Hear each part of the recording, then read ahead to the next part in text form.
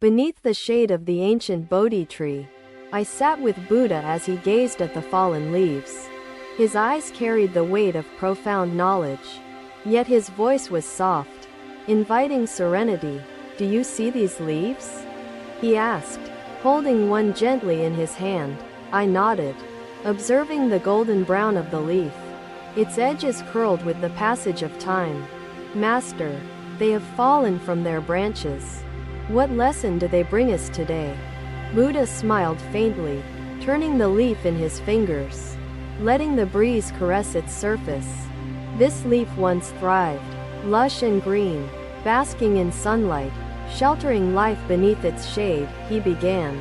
"It played its part fully, and now it rests on the earth, becoming part of the soil."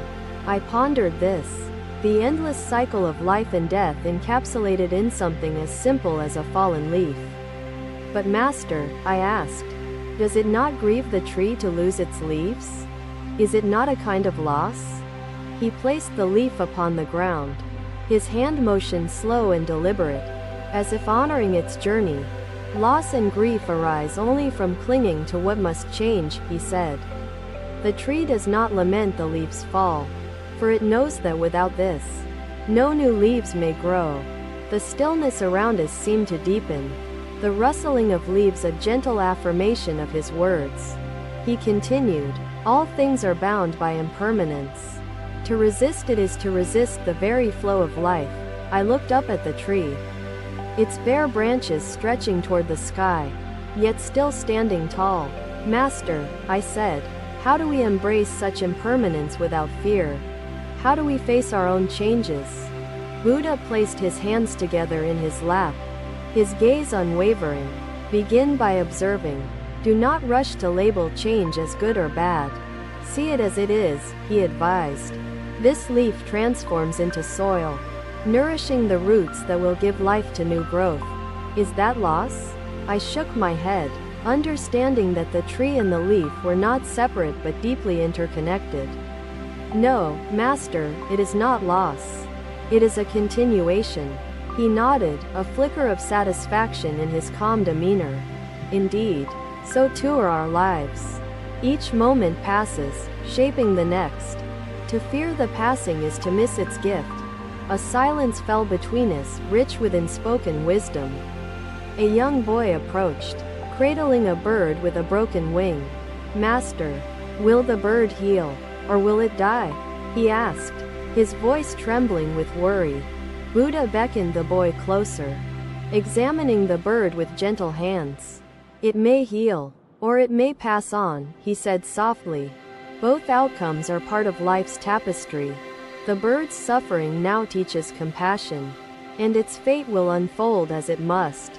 The boy's tears glistened, and Buddha placed a hand on his shoulder. "Whatever happens, care for it deeply while it is here. That is how we honor impermanence." The boy nodded, clutching the bird tightly but carefully.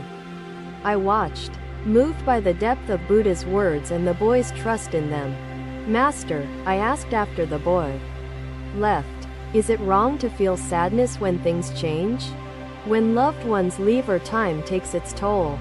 Buddha turned to me, his eyes meeting mine with a gaze that seemed to pierce through illusion. "Sadness is not wrong," he said. "It is part of the human experience, a sign of connection and care." He paused, his voice softening further. "But let sadness flow like a river, not become a stagnant pool. Accept it, and let it move through you." His words resonated deeply, as if they had unlocked a door within my heart. "Master," I whispered, "is this how we transcend fear? By allowing ourselves to feel and let go?" "Yes," he said simply. "When you embrace impermanence, fear becomes a teacher, showing you what you value and where you cling." The sun dipped lower in the sky, its golden light painting the leaves and earth in warm hues. I felt a profound stillness settle within me, as if the world's relentless motion had paused just for this moment. Buddha stood, brushing dust from his robe. "Come," he said, extending his hand. "Let us walk and observe life in motion." We strolled through the forest, where the cycle of growth and decay was evident in every step. A sapling sprouted beside a rotting log, its tender shoots reaching upward. "Look there," Buddha said, pointing to the sapling. "This young tree owes its life to the decayed wood that nourishes the soil. One life gives way to another." I marveled at the simplicity and profundity of this truth, each element contributing to a greater whole. "So, Master," I said, "to fear change is to misunderstand our place in the cycle?" He inclined his head, a faint smile gracing his lips. "Exactly so. You are not separate from the cycle but a part of it." The path wound through the forest, leading us to a clearing where a stream flowed, its waters clear and vibrant. Buddha knelt by the stream, cupping water in his hands before letting it slip away. "This water," he said, "does not resist its journey. It flows around rocks and bends, never clinging to a single point." I crouched beside him, watching the water glisten as it caught the light.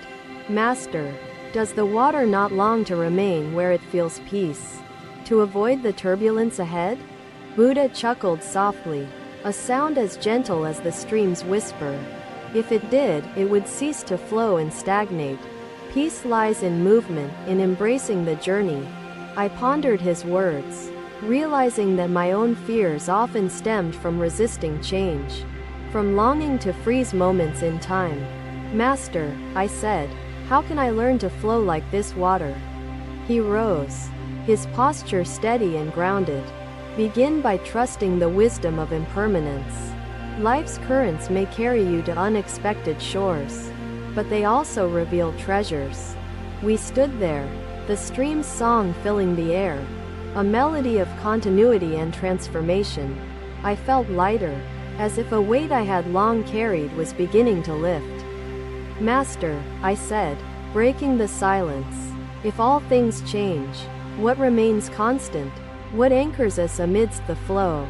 Buddha's expression grew contemplative, his gaze distant yet focused. "What remains constant is the truth of change itself.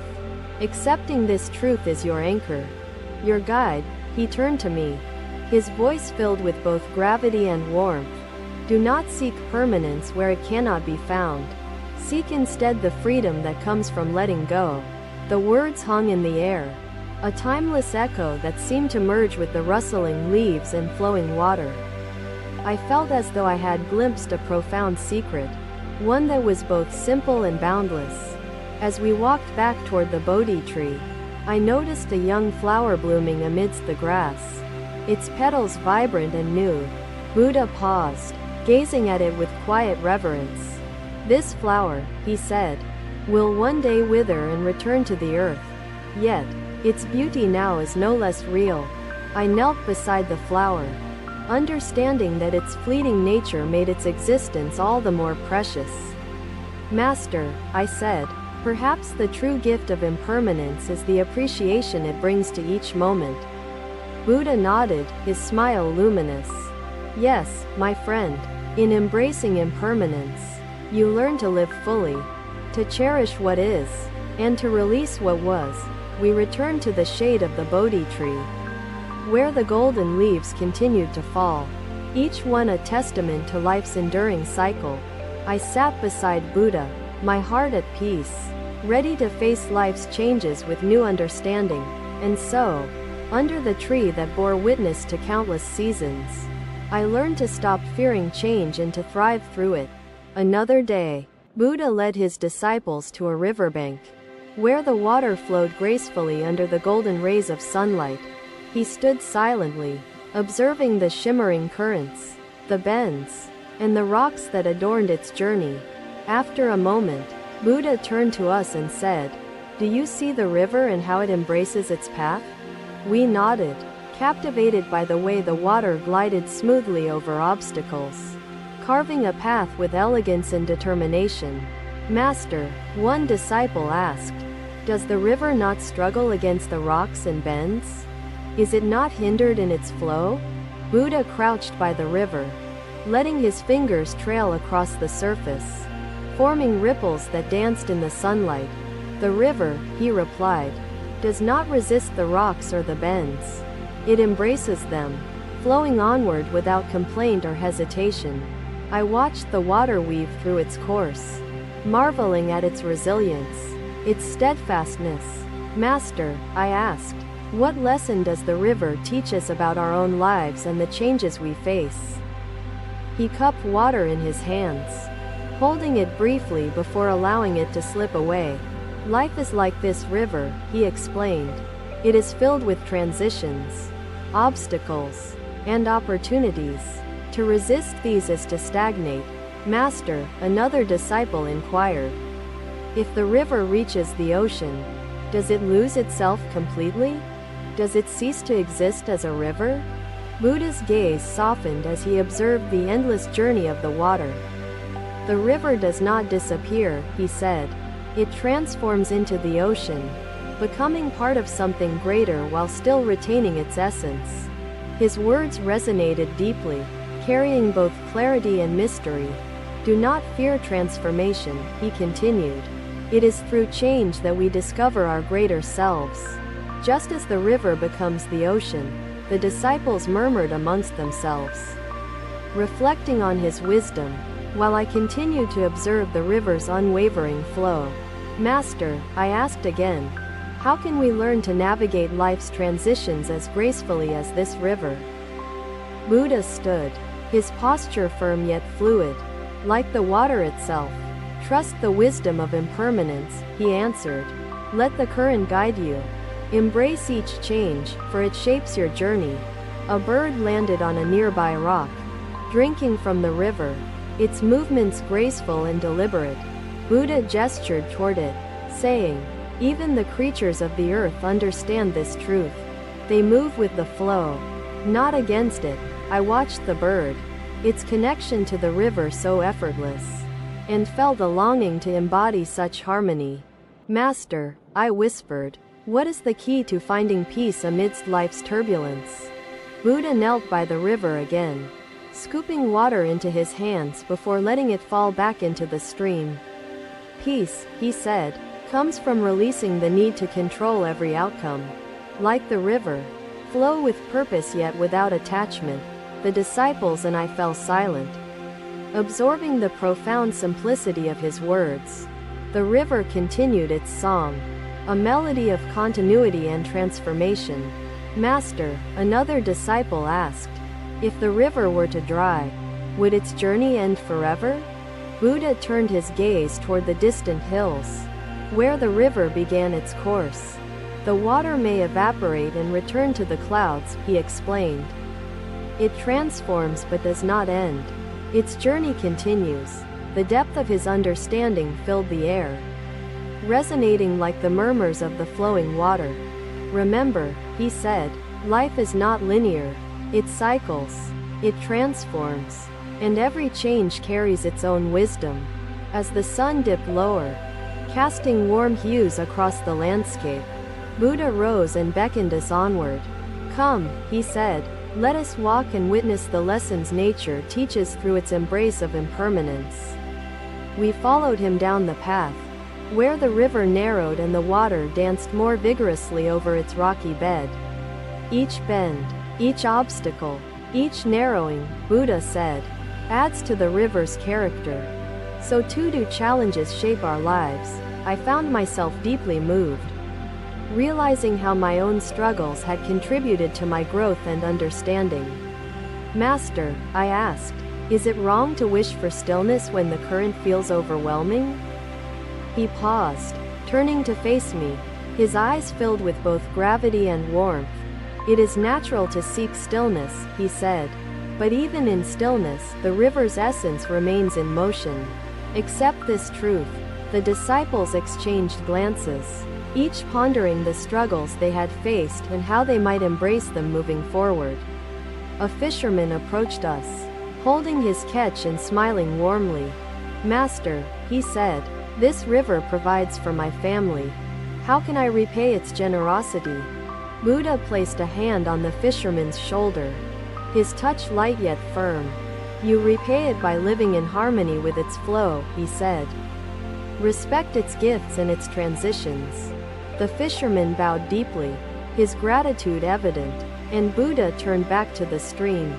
Generosity, he said to us, is another form of flow. To give and receive without attachment mirrors the river's path.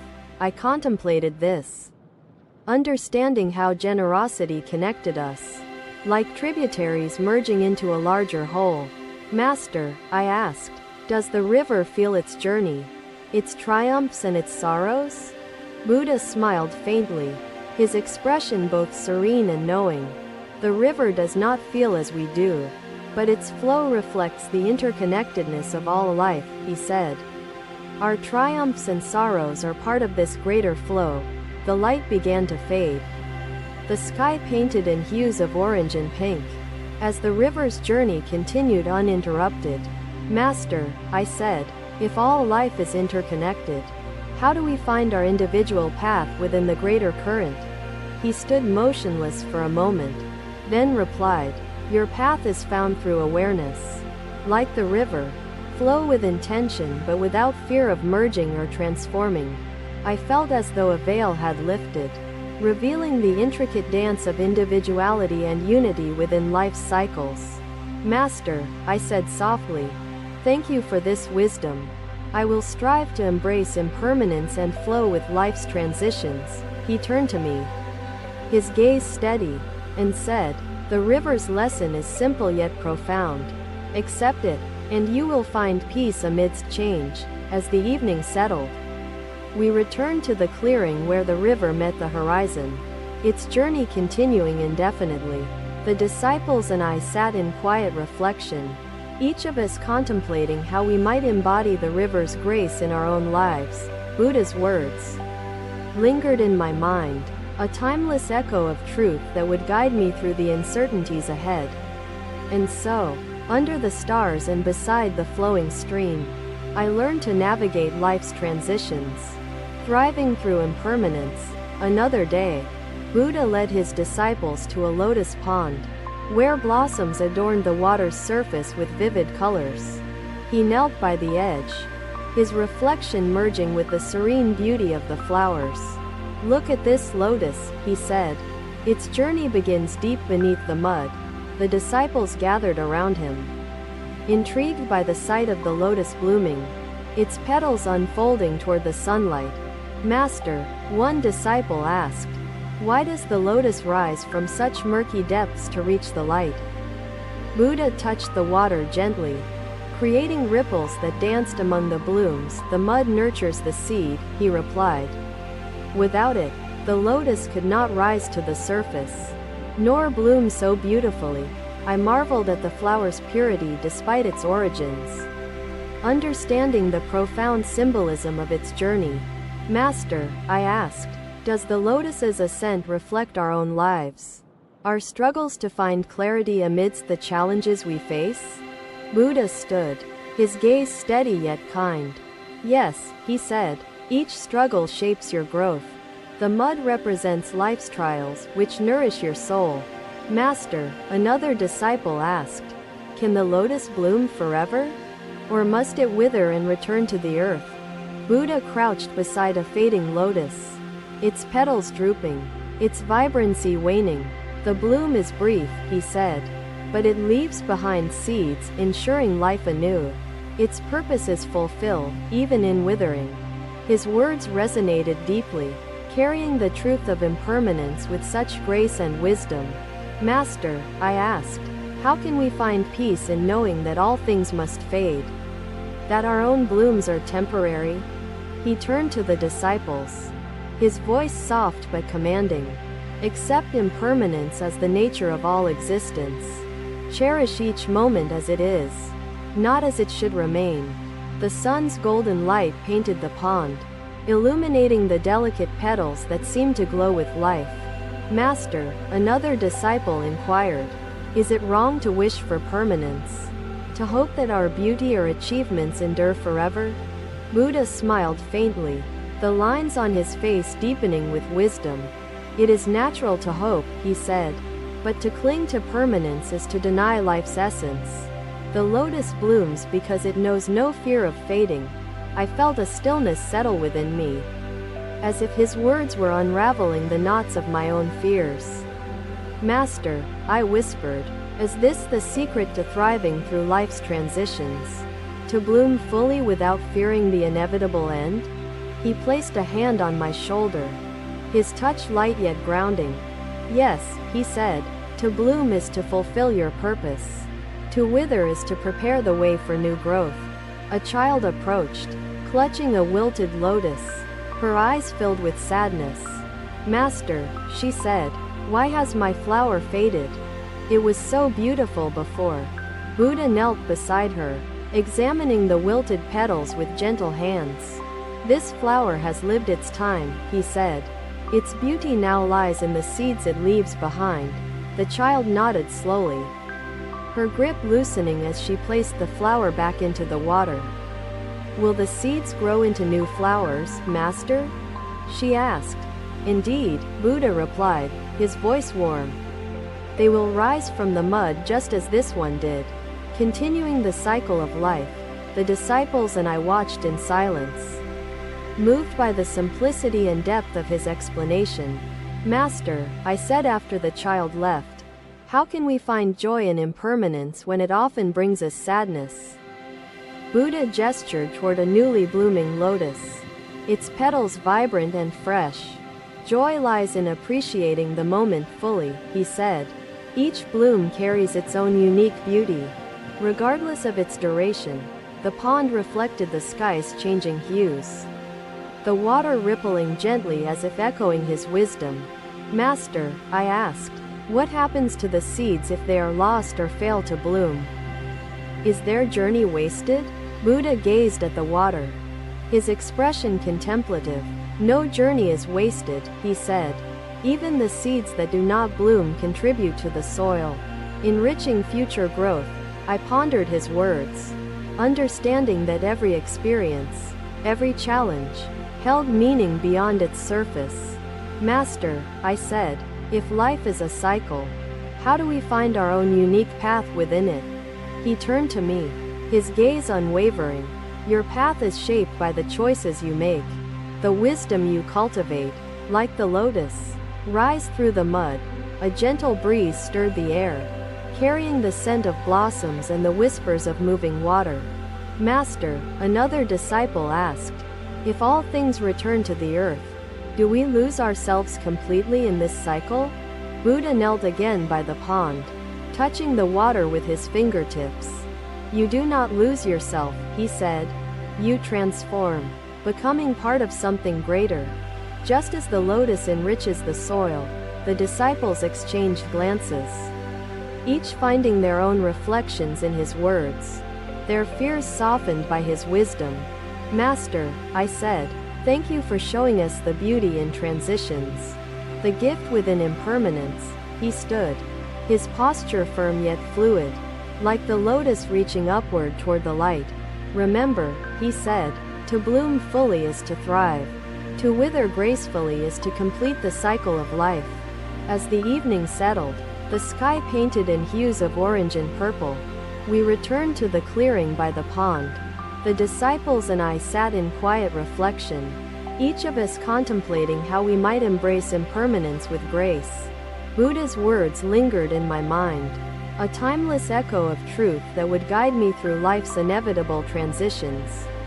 And so, under the stars and beside the blooming lotuses, I learned to embrace impermanence and thrive through the cycles of change. It is the harmony of opposites. His insight resonated, offering a deeper understanding of life's dualities. Thank you for watching. Buddha's teachings are always with you. Subscribe to our channel and we will see you in the next video.